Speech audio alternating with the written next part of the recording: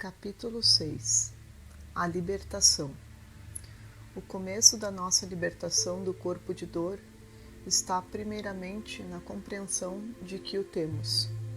Depois, e mais importante, na nossa capacidade de permanecer presentes o bastante, isto é, atentos o suficiente para percebê-lo como um pesado influxo de emoções negativas quando entra em atividade.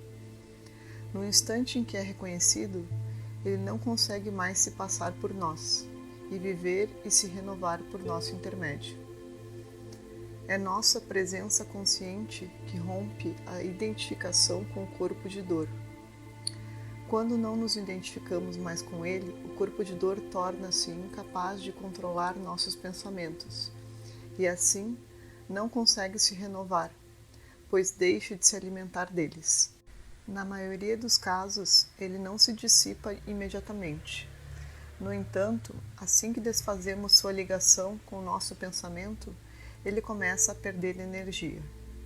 O pensamento para de ser embotado pela emoção, enquanto nossas percepções do momento não são mais distorcidas pelo passado. A energia que estava presa no corpo de dor muda sua frequência vibracional e é convertida em presença.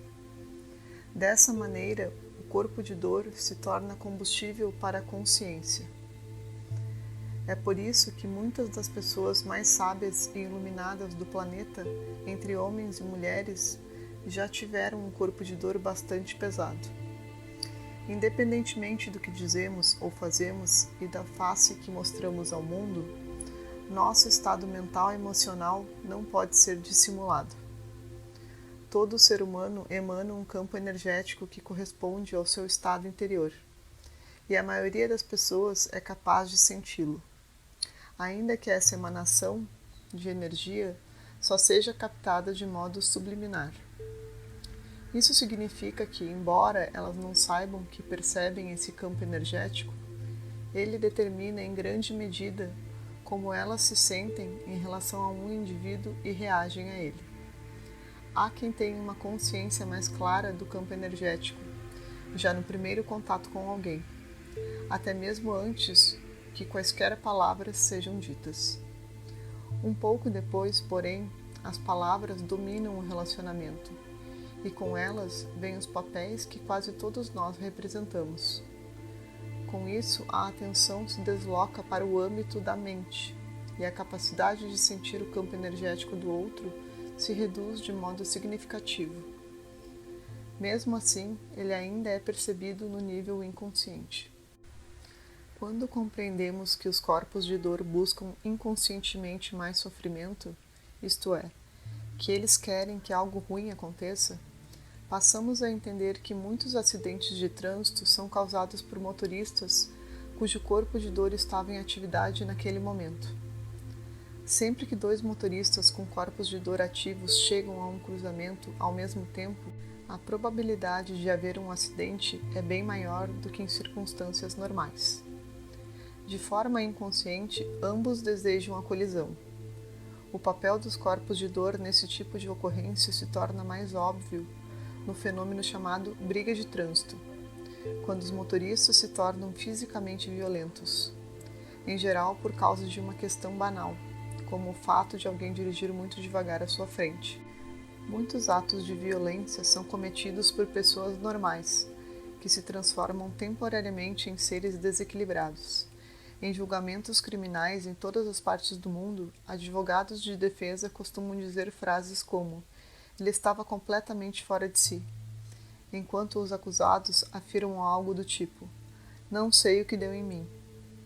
Até onde sei, nenhum advogado de defesa forneceu a seguinte explicação ao juiz: "Este é um caso de responsabilidade reduzida. Meu cliente estava com o corpo de dor ativo, por isso não sabia o que estava fazendo. Na verdade, não foi ele que fez aquilo, e sim o seu corpo de dor." Talvez não esteja longe o dia em que coisas assim comecem a ser ouvidas nos tribunais.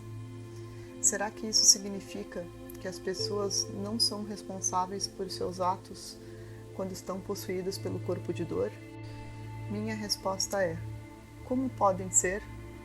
Como é possível alguém responder por suas atitudes se está inconsciente, se não sabe o que está fazendo?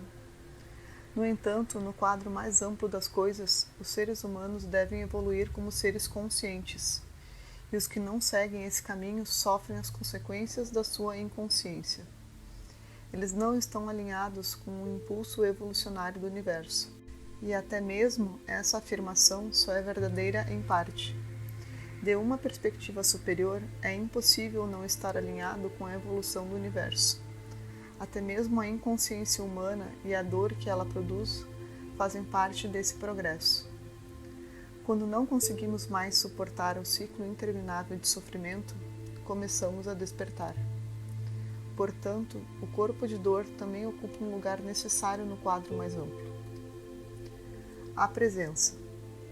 Uma mulher na faixa dos 30 anos de idade veio se consultar comigo. Enquanto ela me cumprimentava, senti o sofrimento por trás do seu sorriso educado e superficial. Ela começou contando a história da sua vida.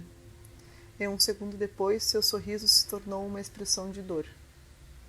Em seguida, começou a soluçar de maneira incontrolável. Disse que se sentia solitária e insatisfeita. Acalentava muita raiva e tristeza. Quando criança, fora vítima de maus tratos infligidos por um pai violento. Logo constatei que sua infelicidade não era causada pelas circunstâncias da sua vida atual, e sim por um corpo de dor muito pesado que se tornara o filtro através do qual ela analisava sua situação de vida. Essa mulher ainda não era capaz de detectar a ligação entre a dor emocional e seus pensamentos, e estava identificada com ambos. Ela não conseguia ver que continuava alimentando o corpo de dor com seus pensamentos. Em outras palavras, vivia com o fardo de um eu profundamente infeliz. De algum modo, contudo, deve ter compreendido que a origem daquilo estava no seu próprio interior, que ela era uma carga para si mesma, e estava pronta para despertar. Por esse motivo, decidira ir àquela consulta. Direcionei o foco da sua atenção para o que estava se passando dentro do seu próprio corpo e lhe pedi que sentisse a emoção diretamente, que não usasse o filtro dos seus pensamentos infelizes, da sua história triste. Ela disse que esperava que eu lhe mostrasse o caminho para sair da infelicidade e não para entrar nela. Porém, mesmo relutante, atendeu minha solicitação.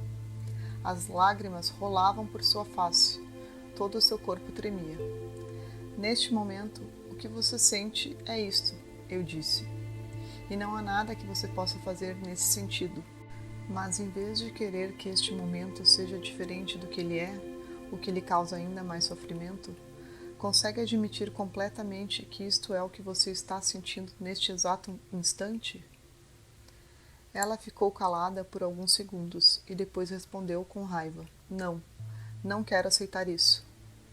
Quem está falando? Perguntei. Você ou sua infelicidade? Consegue ver que sua infelicidade, com o fato de ser uma pessoa triste, é apenas outra camada de infelicidade? Mais uma vez ela se manteve calada. Não estou lhe dizendo para fazer alguma coisa. Tudo o que estou pedindo é que descubra se tem condições de permitir que esses sentimentos permaneçam com você. Em outras palavras, e elas podem parecer estranhas, se você não se importar em ser infeliz, o que acontecerá com a infelicidade? Não quer descobrir? Por um instante ela pareceu confusa e ficou sentada ali em silêncio, por 1 minuto mais ou menos. De repente, notei uma mudança significativa no seu campo energético. Depois respondeu: Isto é esquisito. Ainda estou infeliz. Mas agora existe um espaço em volta da minha infelicidade. Ela parece ter menos importância. Essa foi a primeira vez que ouvi alguém descrever a situação desta maneira. Existe um espaço ao redor da minha infelicidade. Esse espaço, é claro, é criado quando há aceitação interior de qualquer coisa que estejamos sentindo no momento. Não falei muito depois disso, para permitir que ela vivenciasse a experiência. Mais tarde, essa mulher compreendeu o que havia acontecido.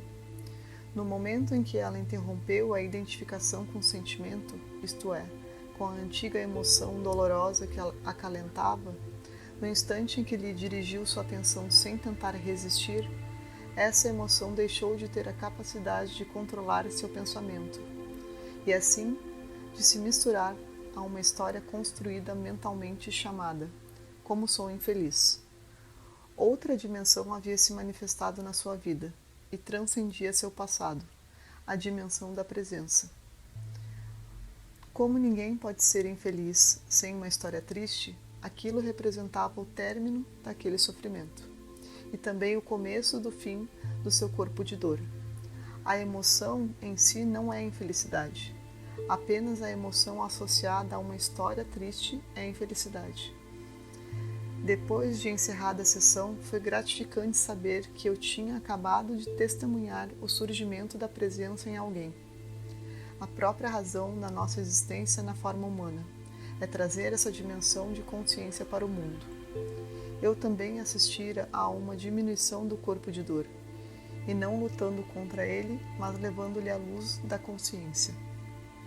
Minutos depois que essa mulher saiu, recebi a visita de uma amiga. Assim que ela entrou na sala, perguntou: "O que aconteceu aqui?" "A energia parece pesada, sombria.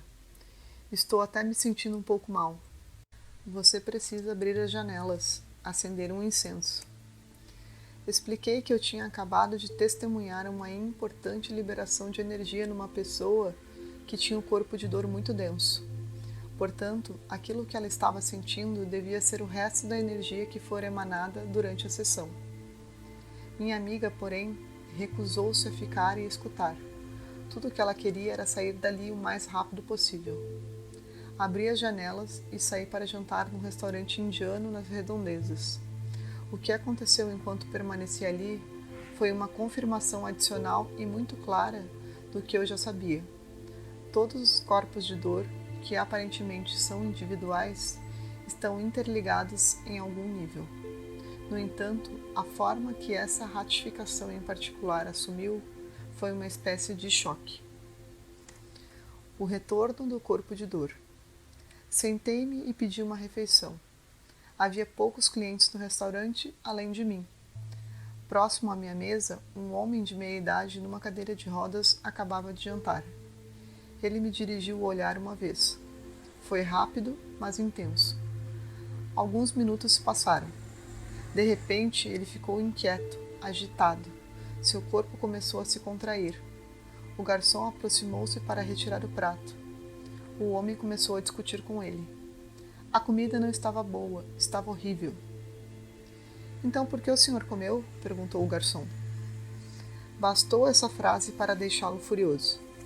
Ele começou a gritar, tornou-se ofensivo. Palavrões saíam da sua boca. Um rancor intenso, violento, encheu o ambiente. Era possível sentir aquela energia entrando no corpo das pessoas à procura de algo a que pudesse se fixar. Agora o homem esbravejava também com os outros clientes. No entanto, por uma estranha razão me ignorava completamente, enquanto eu permanecia sentado num intenso estado de presença. Desconfiei de que o corpo de dor humano universal havia retornado para me dizer: "Você pensou que tinha me derrotado? Veja, ainda estou aqui." Também considerei a possibilidade de que o campo energético liberado durante a sessão com aquela mulher me seguira até o restaurante e se prender à única pessoa ali que apresentava uma frequência vibracional compatível com a sua, isto é, um corpo de dor pesado. O gerente abriu a porta do restaurante. "Por favor, retire-se, retire-se." O homem saiu zunindo da sua cadeira de roda elétrica, deixando todos perplexos. 1 minuto depois ele voltou. Seu corpo de dor ainda estava ativo. Precisava de mais. Ele escancarou a porta com a cadeira de rodas e começou a gritar obscenidades. Uma garçonete tentou impedi-lo de entrar. Ele acelerou a cadeira e imprensou a moça contra a parede. Alguns clientes correram para tentar puxá-la dali. Gritos, berros, pandemônio. Um pouco depois chegou um policial. O homem sossegou. Pediram-lhe que saísse e não voltasse mais. Por sorte, a garçonete não se feriu, sofreu apenas alguns arranhões na perna. Quando tudo acabou, o gerente aproximou-se da minha mesa e me perguntou, meio na brincadeira, mas talvez sentindo intuitivamente que havia alguma ligação: foi você quem provocou tudo isso? O corpo de dor nas crianças. O corpo de dor das crianças às vezes se manifesta como um mau humor ou introspecção. A criança se retrai, recusa-se a se relacionar e pode ficar sentada num canto abraçando um boneco ou chupando o polegar. O corpo de dor também costuma se revelar por meio de acessos de choro ou de cólera. A criança grita, se atira ao chão ou se torna destrutiva. A frustração de um desejo tem a capacidade de estimular o corpo de dor com a maior facilidade. E num ego em desenvolvimento, a força de um desejo por vezes é intensa. Os pais, impotentes e sem compreender o que está se passando, podem assistir perplexos enquanto seu pequeno anjo se transforma, de um instante para o outro, num verdadeiro monstrinho. De onde será que vem tanta infelicidade? Eles se perguntam. Numa extensão maior ou menor, é a parte que a criança detém no corpo de dor coletivo da humanidade que retorna à própria origem do ego humano. Mas a criança pode também já ter absorvido o sofrimento do corpo de dor dos pais, e então estes talvez vejam no filho um reflexo do que existe neles próprios.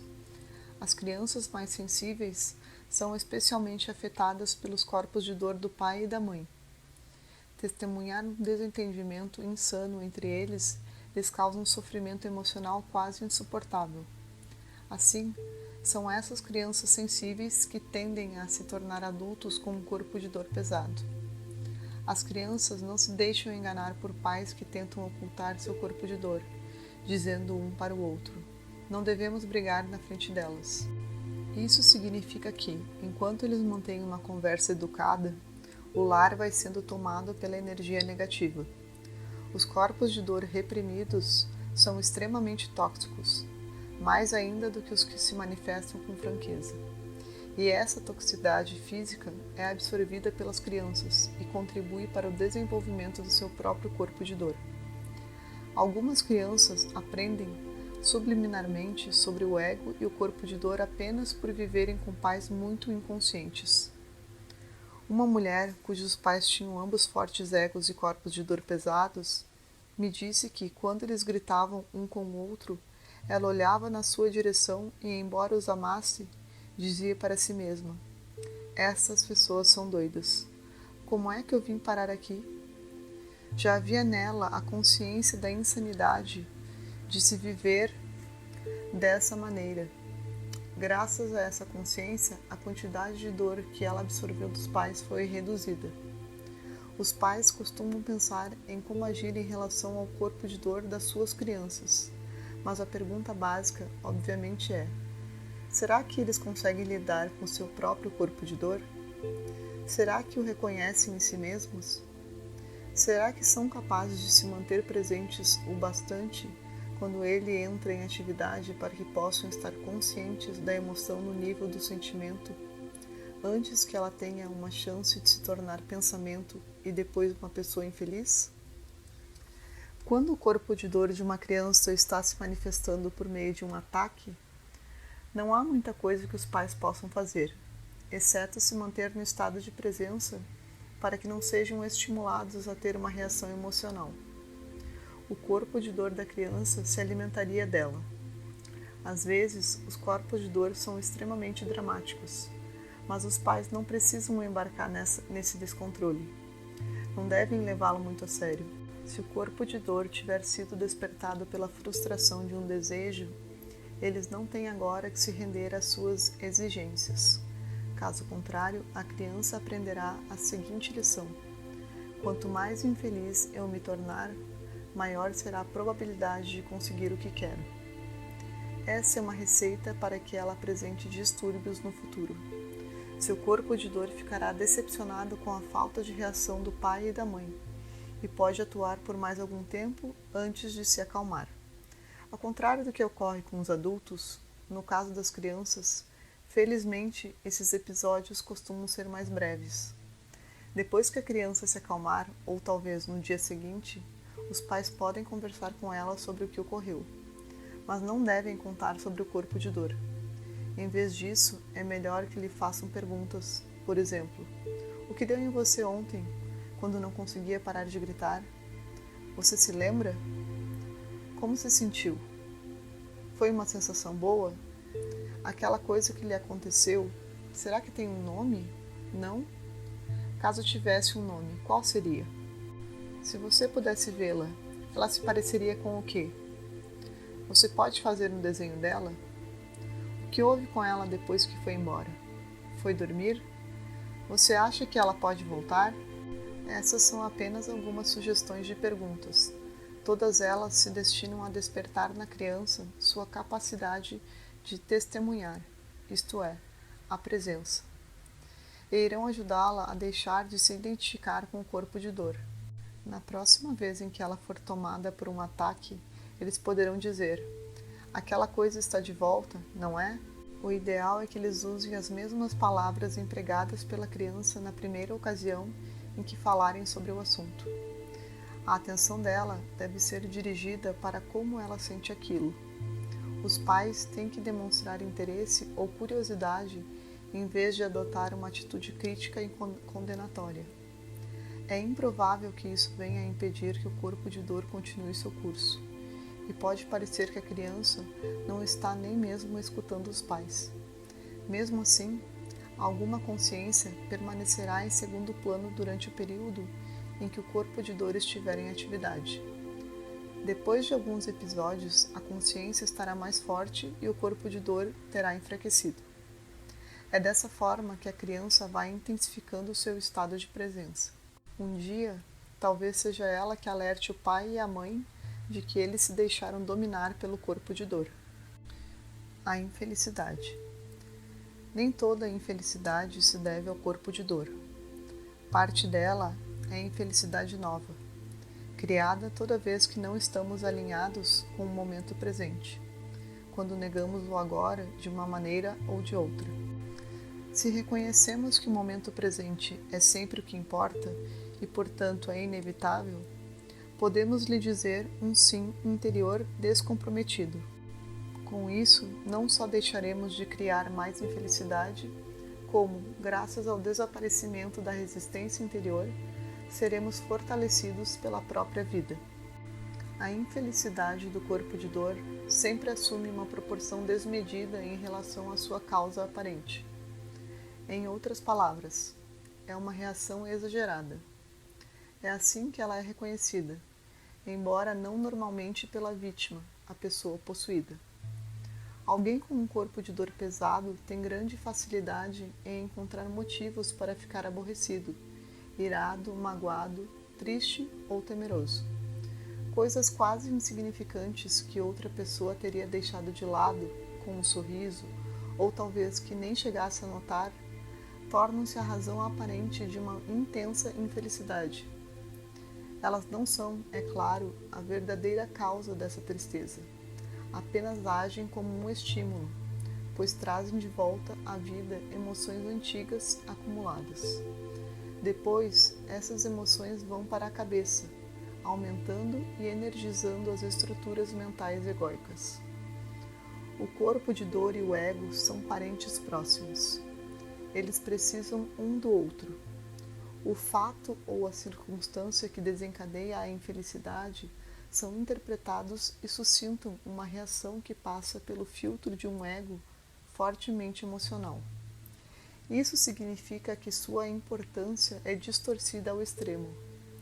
A pessoa observa o presente através dos olhos do passado emocional que existe dentro dela.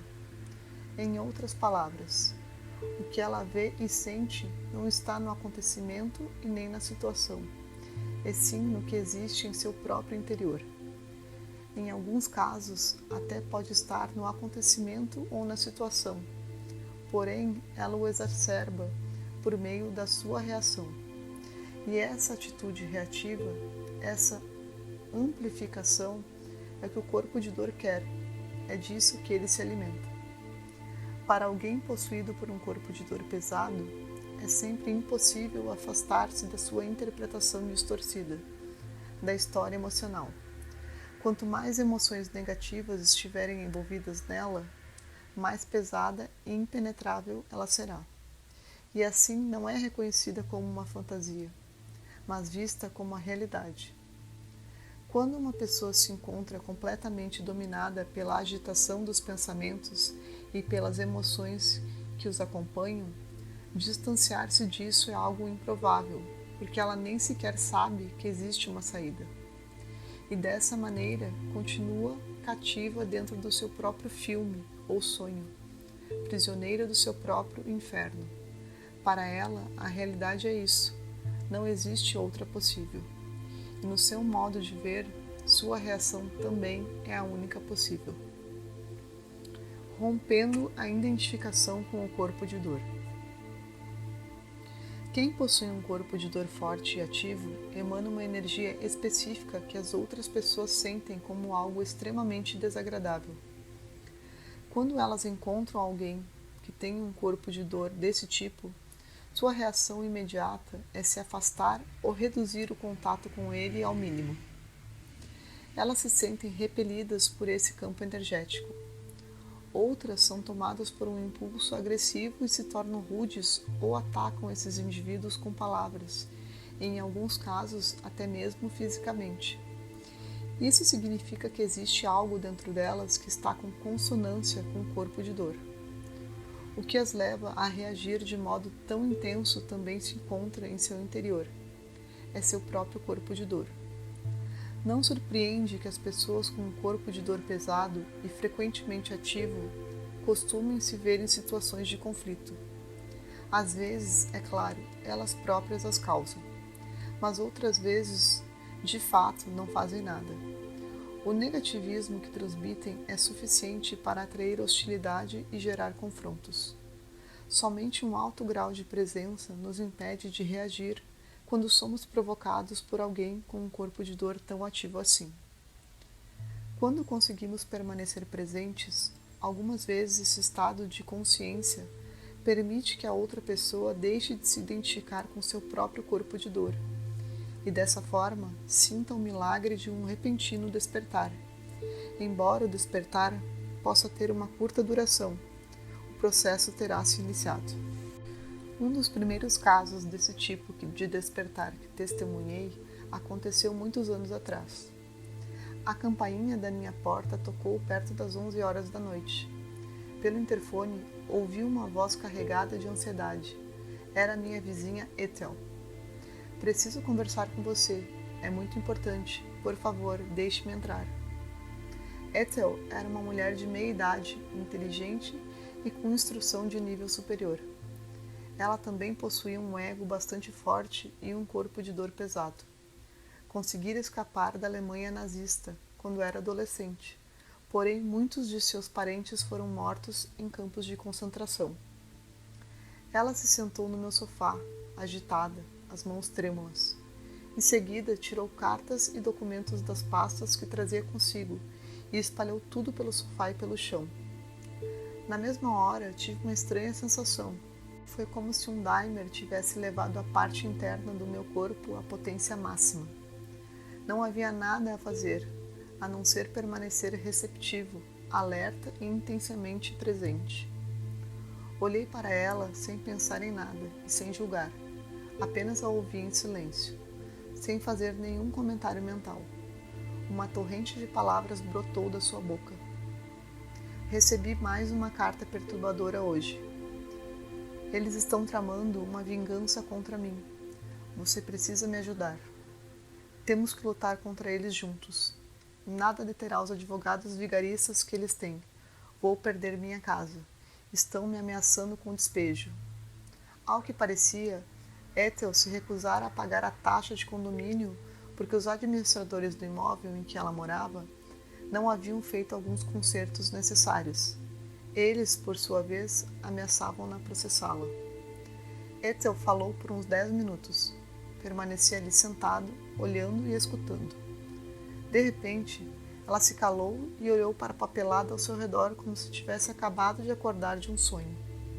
Ficou calma e suave. Todo o seu campo energético havia mudado. Então ela olhou para mim e disse: "Isso não tem importância nenhuma, não é mesmo?" "Não, não tem", respondi. Após uns 2 minutos de silêncio, ela recolheu os papéis e saiu. Na manhã seguinte, me parou na rua e ficou me olhando com um jeito desconfiado. "O que você fez comigo?" "Ontem eu tive minha primeira boa noite de sono em anos. Na verdade, dormi como um bebê." Ela acreditava que eu havia feito alguma coisa, mas eu não tinha feito nada. Talvez Ethel devesse ter perguntado o que eu não havia feito. Não esbocei nenhuma reação, não confirmei a realidade da sua história, nem alimentei sua mente com mais pensamentos, nem seu corpo de dor com mais emoções. Deixei-a livre para vivenciar seus sentimentos naquele momento. E a força de permitir está em não interferir, em não fazer nada. Estarmos presentes é sempre infinitamente mais importante do que tudo o que possamos dizer ou fazer. Embora às vezes o estado de presença suscite palavras ou ações. O que aconteceu com ela não chegou a ser uma mudança permanente, e sim um vislumbre do que é possível, de algo que já estava no seu interior. No Zen, esse lambejo é chamado de Satori. O Satori é um momento de presença, um breve afastamento da voz da nossa cabeça, dos processos do pensamento e do seu reflexo sobre o corpo como emoção. É o despertar da dimensão interior, onde antes estavam o emaranhado de pensamentos e o turbilhão das emoções. A mente abarrotada de pensamentos não é capaz de compreender a presença e, assim, costuma interpretá-la mal. Ela nos dirá que não estamos preocupados, que estamos distantes, que não temos compaixão, que não estamos nos relacionando. A verdade é que estamos interagindo, porém num nível mais profundo do que o dos pensamentos e das emoções. Na realidade, nesse nível existe um encontro genuíno, uma autêntica união que vai muito além do relacionamento. Na calma silenciosa da presença, conseguimos sentir a nossa essência sem forma e a da outra pessoa como algo único. Sabermos que nós e o outro somos um só é o verdadeiro amor, a verdadeira atenção, a verdadeira compaixão. Estímulos. Alguns corpos de dor reagem a apenas um tipo de estímulo ou situação, que em geral é aquele que está em consonância com determinada espécie de dor emocional sofrida no passado. Por exemplo, se uma criança cresce com pais cuja renda familiar era a causa de brigas e conflitos frequentes, ela pode absorver o medo deles em relação ao dinheiro e desenvolver um corpo de dor que é incitado sempre que fatores financeiros estão envolvidos. Quando adulta, essa pessoa ficará aborrecida ou furiosa, até mesmo em relação a quantias insignificantes. Por trás da contrariedade ou da raiva estão questões de sobrevivência e um temor intenso. Tenho visto indivíduos espiritualizados, isto é, relativamente conscientes, que começam a gritar, culpar e fazer acusações no instante que pegam o telefone para falar com seu corretor de ações ou seu contador. Assim como existem advertências em relação à saúde nas embalagens de cigarro, talvez devesse haver avisos semelhantes em cada cédula de dinheiro e folha de cheque. O dinheiro pode acionar o corpo de dor e causar a inconsciência total. Alguém que na infância tenha sido negligenciado ou abandonado por um dos pais ou por ambos, desenvolverá provavelmente um corpo de dor que será estimulado por qualquer situação que lembre, até mesmo de forma remota, o sofrimento primordial do abandono. Tanto um amigo que se atrase 5 minutos para pegar a pessoa no aeroporto, quanto um cônjuge que chega tarde em casa, podem deflagrar um ataque violento do seu corpo de dor. Se seu parceiro ou cônjuge o deixa ou morre, a dor emocional que esse indivíduo sente vai muito além da que é natural em circunstâncias como essas. Pode ser uma angústia intensa, uma depressão duradoura e incapacitante ou uma raiva obsessiva. Uma mulher que tenha sido violentada pelo próprio pai na infância talvez perceba que seu corpo de dor se torna facilmente ativo em qualquer relacionamento íntimo com um homem. Por outro lado, a emoção que constitui seu corpo de dor talvez a faça se sentir atraída por um indivíduo cujo corpo de dor seja semelhante ao do seu pai. O corpo de dor dessa mulher pode ter uma atração magnética por alguém que ela sinta que lhe dará mais do mesmo sofrimento. E algumas vezes ela pode confundir essa dor com a sensação de estar apaixonada. Um homem que foi uma criança indesejada e não recebeu amor nem um mínimo de cuidado e de atenção da mãe, desenvolve um corpo de dor marcado por uma profunda ambivalência. Por um lado, apresenta um intenso e insatisfeito desejo pelo amor e pela atenção da mãe, e por outro, um forte rancor em relação a ela por ter lhe negado aquilo de que ele precisava desesperadamente. No caso desse adulto, quase todas as mulheres despertam a carência do seu corpo de dor, uma forma de sofrimento emocional. Ele a manifesta por meio de uma compulsão a conquistar e seduzir quase toda mulher que vem a conhecer, e dessa maneira pretende obter o amor feminino pelo qual seu corpo de dor anseia. Esse homem se transforma quase num especialista em sedução. No entanto, assim que um relacionamento se torna íntimo ou seus avanços são rejeitados, a raiva do seu corpo de dor em relação à mãe vem à tona e sabota a relação.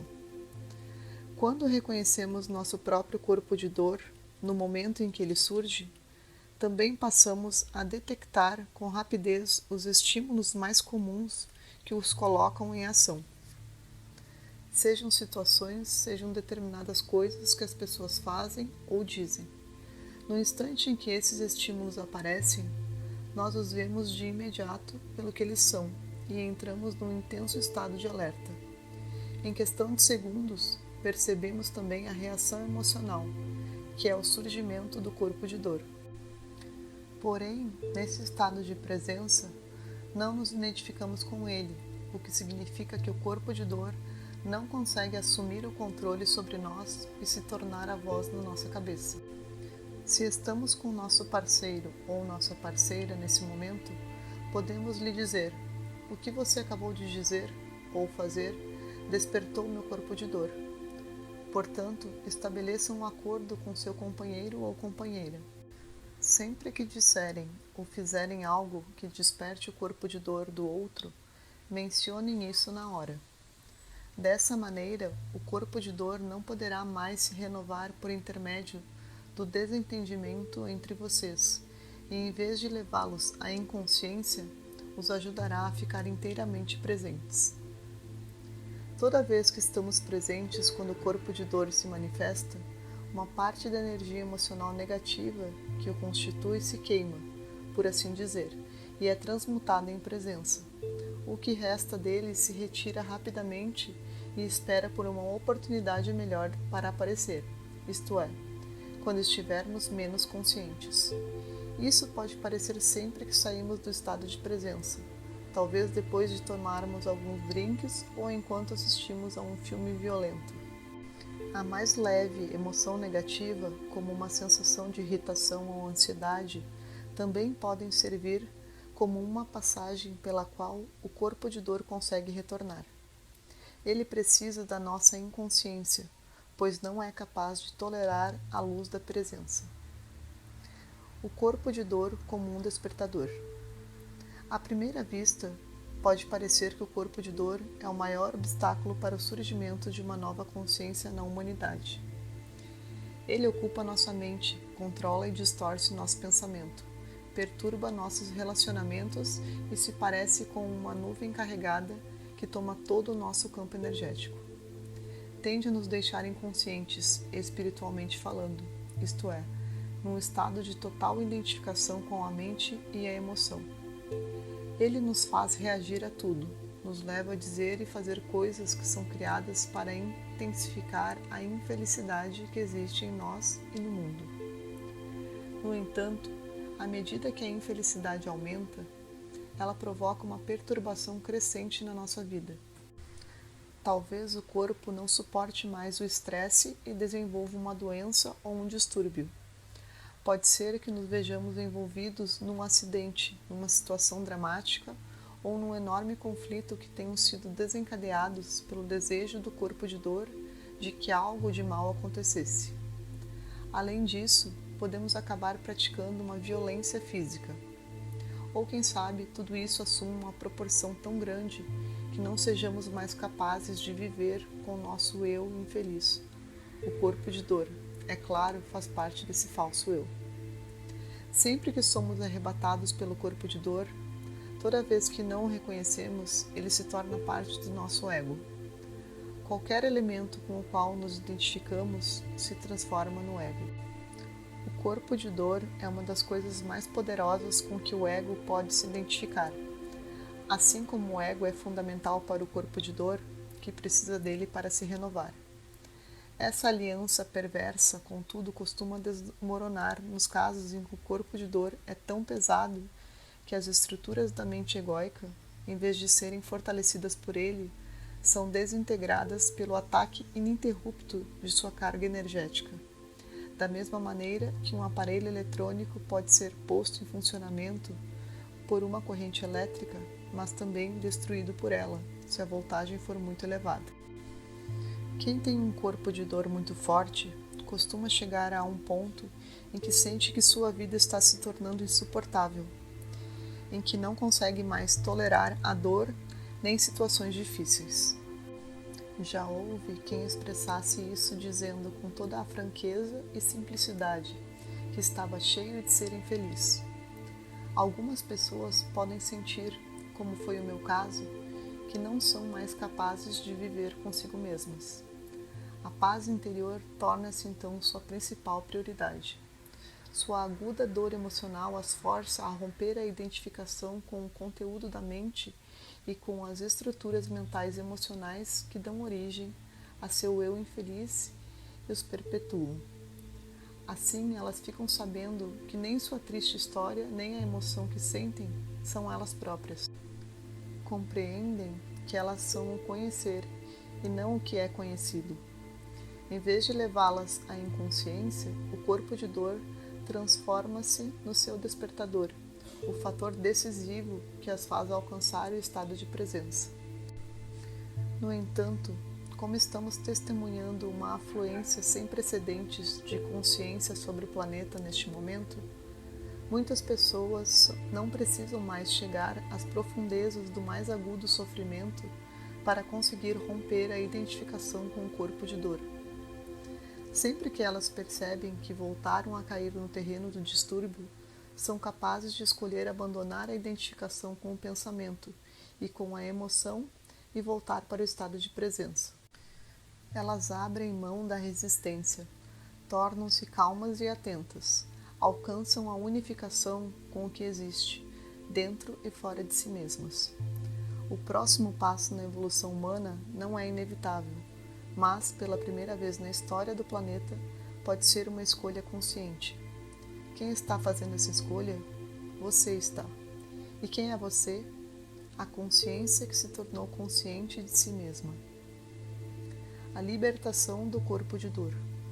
Uma pergunta que as pessoas costumam fazer é: de quanto tempo precisamos para nos libertar do corpo de dor? Evidentemente, isso depende tanto da densidade do corpo de dor, quanto do grau ou da intensidade da presença manifestada de cada um de nós. No entanto, não é o corpo de dor, e sim a identificação com ele que causa o sofrimento que afligimos a nós mesmos e aos outros. É essa identificação que nos leva a reviver o passado vezes sem conta e nos mantém no estado de inconsciência. Assim, uma pergunta mais importante a fazer seria esta: de quanto tempo necessitamos para nos libertar da identificação com o corpo de dor? A resposta a essa pergunta é: não demora tempo nenhum. Sempre que o corpo de dor estiver em atividade, temos que estar cientes de que o que estamos sentindo é o corpo de dor em nós. Esse conhecimento é tudo o que precisamos para interromper a identificação com ele. E quando essa identificação cessa, a transmutação tem início.